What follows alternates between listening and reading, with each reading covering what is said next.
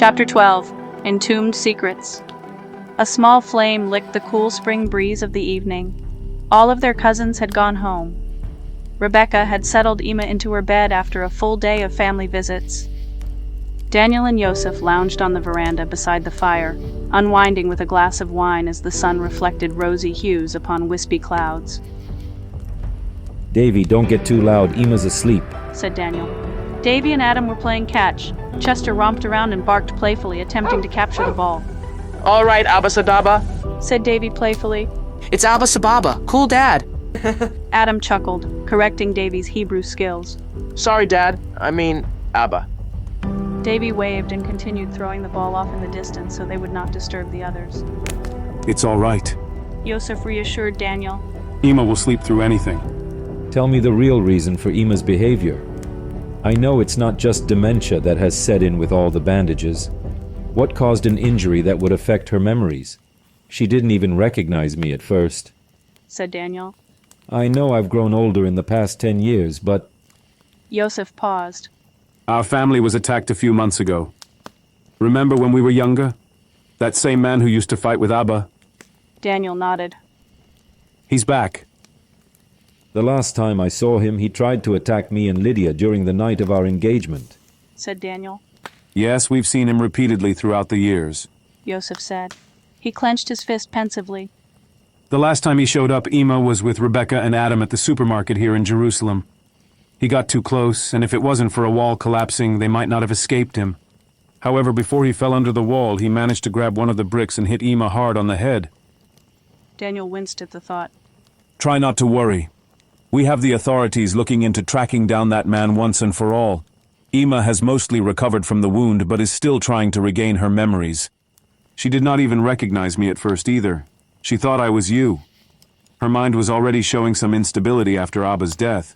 It's as if it set her back about 12 years ago. Were they wearing their gemstones? Asked Daniel. Yosef looked to see if any workers were around. 2 young boys lingered off in the distance, Simeon and Andrew, but they were busily wrapping up their work to leave for the day. Yes. However, that man stole the large onyx stone last year during Abba's funeral. Now he won't stop until he has the others. Yosef looked down with concern and anger written all over his face. I wish you'd told me sooner. I'm truly sorry I left you to deal with this, Yosef, said Daniel. You didn't leave on your own free will. Abba forced you out, remember? So don't feel bad. I should not have let Abba intimidate me into not seeing you for all of these years. If it is of any comfort to you, he did apologize for everything shortly before he died. He seemed to have some sort of spiritual awakening. Yosef gently placed his hand on his brother's shoulder, and Daniel wondered what sort of spiritual awakening it was. Yosef went back to the previous subject before he could ask. That man who attacked us is our family's enemy, and there is only so much that God will allow him to do. We must pray for protection. You're right, said Daniel. We cannot allow that man to force us to live in fear. We had enough of that growing up. Yes. Then Yosef had another thought. Hopefully our whole nation will be at peace soon. We have a new leader in Israel. You saw him during the Prime Minister's speech, remember? Dr. Ahab crowning. He has high hopes for bringing peace to Israel, said Yosef, taking a sip from his glass. Especially with him and his followers supporting the building of the Third Temple. The Third Temple. Daniel paused pensively, taking in the gravity of what this would mean for their people and the whole world. In the past, he would have been just as excited about this as Yosef. However, Lydia had explained the Christian viewpoint from the Bible about this temple. How the future Antichrist will deceive their people into believing he is the Messiah. How he will make a peace treaty with them during the tribulation, betraying Israel and attempting to destroy them if they refuse to bow down and worship him. Daniel spoke up. I cannot see peace happening. The Lord will have to return first. Ah, but we are seeing progress. Yosef raised his eyebrows. You may be surprised. Many Muslims have said that the Temple Mount is not as important to them as it once was. They have already made negotiations. No riots from the smaller factions will stop this progress. Discoveries have been made that will change the world. I am not at liberty to say, but they will soon be revealed. Daniel studied Yosef's face and knew his brother well enough to know he was not bluffing. A sudden chill seemed to overtake the fresh spring breeze. Davie grew tired of throwing the ball as Yosef and Daniel continued their conversation. He and Adam sat down. Chester approached Adam and held out a paw. Adam chuckled and gave him a leftover piece of meat. Nice to meet you, Chester. Cool dog, Said Adam. How did he get his name? I think my mom used to have a dog with the same name when she grew up. She named him from an old TV show or something. I'm not exactly sure. He patted Chester's spotted head. He's half Dalmatian and half Beagle. He's a good old dog. Chester settled his head into Davie's lap. His gemstones glistened on his watch. That's a neat watch. Said Adam. Thanks. Mom and Dad gave it to me just before. Davie stopped awkwardly. Are you doing okay? I mean, after your mom? Began Adam. I'm doing as okay as I can be, thanks. Davie put his head down for a moment and shifted his ball cap. He decided to change the subject. Is it true that your dad is an archaeologist? Yes. He used to go on digs more often, but not for several years. But he will be going on one this week, the first in a long time.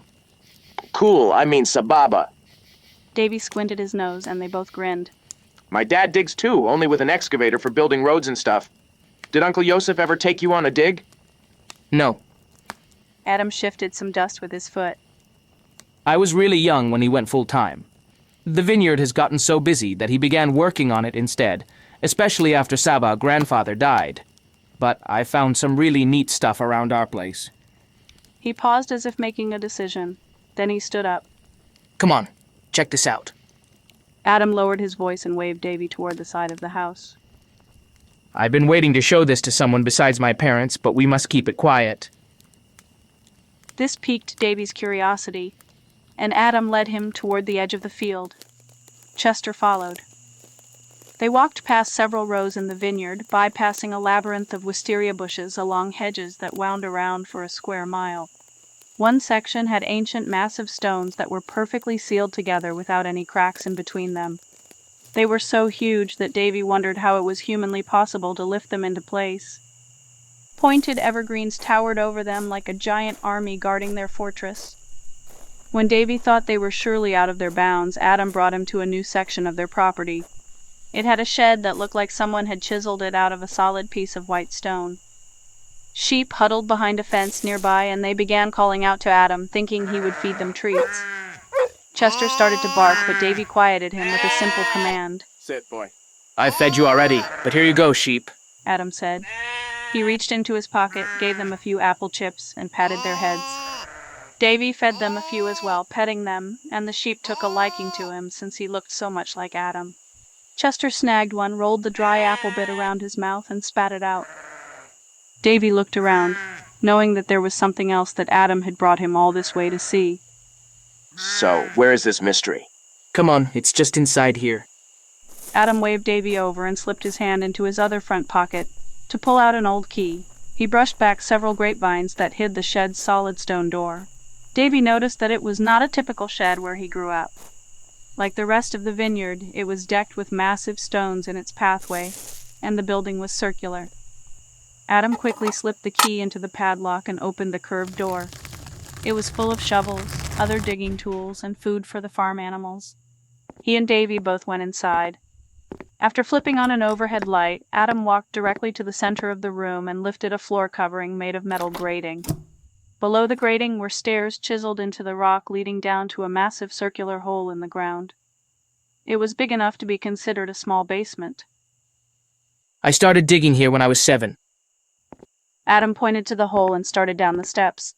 Wait here for a moment. Whoa, what is this place? Davie said aloud as he peered down into the darkness, watching Adam's flashlight beam get smaller and farther away. After a few minutes, he came back upstairs, shuffling something massive. This is heavier than I remembered, said Adam, beads of sweat showing on his forehead. Here, let me help you, Adam, said Davie, eagerly helping him up the last steps. Adam had grabbed a massive trunk with a padlock, and once they got it upstairs, Davie helped him lift it onto a work table. There's no way that Mom will allow me to bring this into the house, said Adam. Here, you'll want to wear these. he said as he opened a drawer and handed him a pair of plastic gloves. They both put them on. Davie could hear some clicking noises as Adam used several keys to find what he was looking for. Then he opened it and held up his treasure. I dug this up a few years ago. Check it out. Davie's jaw dropped when he saw the massive femur bone. Is it human? Chester sniffed at it and started with a low growl, but Davie reminded him to be quiet. Possibly, but it is much larger than the average femur. That's nothing, though. I found it beside this. Adam reached into the trunk again and held up a giant skull. It was huge and misshapen, with several rows of sharp teeth. It seemed almost human, but more demonic. The back of the head was unusually expanded, and its eye sockets were almost lizard-like. One eye was bigger than the other, and there was a patch of fossilized flesh over the smaller eye. What is that thing? Davie was disgusted but amazed.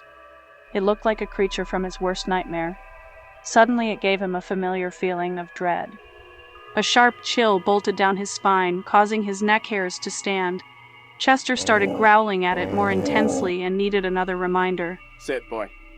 Dad and I think it's a giant. However, if he turns this over to the authorities, they will destroy it. Eventually, we found the whole skeleton. Look, it has 6 fingers on each hand and 6 toes on each foot. Sick! Said Davie as he handled more bones. Even though they were foreboding, he could not stop examining them further. The bones were cold, rough, and heavy, almost as if they were solid with no space for marrow. After they checked them out for a few more minutes, Adam began to press each piece into the protective foam within the trunk. He locked it all back up before going back outside. Davie felt Adam had given him the biggest secret known to mankind. I found it just by messing around and digging here when I was little, but no telling what lies beyond this area. Adam left the trunk on the table and motioned for Davie to step outside. He moved back some tree branches and vines, revealing an entrance to a cave. However, someone had sealed it tight with a boulder and concrete. Chester began sniffing around the premises. Why not blast it open? Asked Davie. No way. Dad forbids it. He says it's way too dangerous. I have a feeling that he knows what's in there. Someone sealed it for a reason. Probably our great-grandfather, the father of the one in the portrait. Our grandfather and great-grandfather were the ones who made several discoveries here when our family reclaimed our property after the war. This place had been abandoned for almost 2,000 years before then. Frozen in time. There's no telling what treasures are buried here. However, there are legends about a darkness that sleeps in the caves. Davie felt an eeriness over that last comment, but he was excited about the thoughts of buried treasure in their ancient family homestead. It was good to have something else to think about after all that he and his family had been through. There are other access points to the caves if you are brave enough, began Adam. Just then, Yosef and Daniel walked up. Did you show him? Yosef asked Adam. Yes. Good. You finally have someone else in the family you can trust with this knowledge, said Yosef to Adam's relief. We need to show Uncle Daniel what you have discovered. They all stepped inside the shed and grabbed more gloves. Remember the last time you were here, Daniel? You and your family? I'll never forget that night, said Daniel. I don't think our children remember it, but I believe these are the remains of what was in the basement that night. The night that Abba snapped on us and our children when they tried to get their ball out of the forbidden tunnels. They were just playing, began Daniel. Then Yosef had Adam open the trunk and lift out the skull. I believe that this is what he was hiding that night. This is why Abba sealed all of the tunnels, said Yosef. You mean... began Adam. Yes, Adam. I believe these are alive today, hidden deep beneath the earth. Whether they are some giant hybrid from the ancient past or some wild science experiment, I don't know. Do you remember? The low growl, the unexplained phenomena of the ice and the screams from below? Asked Yosef. Yes, Adam said. I think I remember some of it. Davie was afraid and had wanted to leave, but Joel and I made him keep going. So we could get our blue ball, said Davie. Then it happened. There was a tunnel in ice. We heard the low growl and screams. Savta Grandma, Uncle Daniel, and Aunt Lydia came in and grabbed us, said Adam. It was Saba, grandfather, who bolted the door shut. If it hadn't been for them, I shudder to know what would have happened that night, said Yosef. He turned to Daniel. Rebecca and I had gone out that night, leaving Adam here with Abba and Ima. By the time we returned, it was all over. You, Lydia, and your kids were gone. Even though he was just a toddler, he scolded Rebecca and me for hours on learning to control our child. I had no idea. I knew that something was off. But I wouldn't stand for it when Abba started yelling at our children, treating them like he did us. I had no idea what he was hiding, said Daniel. His face softened with a hint of regret. He was a man of many secrets. However, he was trying to keep his family safe from these beasts. Despite his cruelty, I suppose he thought he was doing what was best, said Yosef. Yosef passed the skull over to Daniel. He handled the head, its eyes seeming to stare at him. This has to be a descendant of one of the Canaanite giants, those who fought in the ancient wars with our ancestors, the Israelites, said Daniel. The Bible details many accounts of our tribes fighting off these beasts. Yes, agreed Yosef. In fact, we had a mandate last year that confirmed our family's heritage. The authorities forced us to get blood tests to prove our rights to Israeli citizenship, which you will have to complete soon. Abba's side has traces of Naphtali, Benjamin, and Yosef's tribes. His Cohen name also denotes a priestly line from Aaron. However, Ima's side stems from Judah, Gad, Issachar, and the Levites. Some people can trace back to one or two tribes, but we have quite a blend in our bloodline. Speaking of the Benjaminites, Abba kept the skills of the blade alive with Ima and us when we were little. Do you still remember some moves? Of course, said Daniel, striking a fencing pose. We will have to see how well the boys have remembered. Davie and Adam smiled and nodded. God commanded our people to wipe out these creatures, but we never accomplished it. They were hybrids between fallen angels and women, demons that plagued us for thousands of years. Are we being tormented by these creatures again? Daniel placed the skull on the table. As they all stared at it in wonder, the ground began to shake. Daniel quickly secured the skull in the trunk, and they all ran outside. The sealed tunnel at the entrance of the cave started to crack. They covered their heads and ran to an open area. Chester barked and ran to their defense. The sheep began to scatter and bleat loudly, and they soon let out shrill, high-pitched screams. However, the rumbling subsided quickly and all was quiet. Another earthquake, the second one this week, said Yosef. Adam and Davie, please go see if Rebecca and Ima are all right. I'll put away those bones. Davie and Adam obediently ran back inside the house. It looks like my workers will have some repairs to do tonight. We have to make sure this tunnel stays sealed. I can give you a hand, Yosef, said Daniel, following his brother. Your last two workers have already left for the day. We can help out too. It was Caleb. He and Levi were walking toward them from their mom's car. We thought we would stop by for a moment, but I didn't realize that tremors were going on around here too, said Susie from the car. She stepped out and inspected the vehicle, which seemed to have no damage. Nothing to worry about. They are only minor tremors, said Yosef. Yes, Yosef is right, said Martha, who waved from the passenger seat. I told you that there is nothing to worry about. Susie's uneasy expression revealed that she was not entirely convinced. Do you mind if the boys stay here for a little bit while we run into town? Sure, we can use their help now, said Yosef. They can stay overnight if you want. Yeah, cheered Caleb and Levi in unison. They're probably safer here than at my house if another tremor happens tonight, Martha said. Well, okay, but call us if anything goes wrong. Behave yourselves, boys. They agreed, and Martha and Susie drove off. Let's grab those buckets and cement, boys, said Daniel. Caleb and Levi were glad to have something useful to do to get their mind off things. They patted Chester and eagerly got to work while Yosef snuck back into the building to hide the bones. From inside the shed, he tucked everything back downstairs. Then he glanced at his watch and winced at its radiant glow in the darkness. When Davie and Adam reached the house, everything seemed to be in place. Rebecca and Ima had somehow slept through the whole thing. Before returning to help their Abbas, Davie and Adam looked at the portrait of their grandfather. Saba. Although he wasn't perfect, he was a great warrior, protecting his family from evil giants. This blows my mind. Why didn't Abba tell me about this years ago? Said Adam. I guess he was protecting you too. It is a lot for a little kid to handle. But you are old enough now. especially after dealing with that strange man attacking your family. Now that we are back after all these years, it's brought it all closer to his mind. Strange.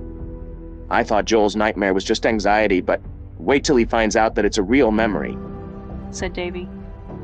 They took one last look, admiring Saba's magnificent appearance with his sword and shield in his hands. Then they ran into the night to help the others secure the cave's tunnel.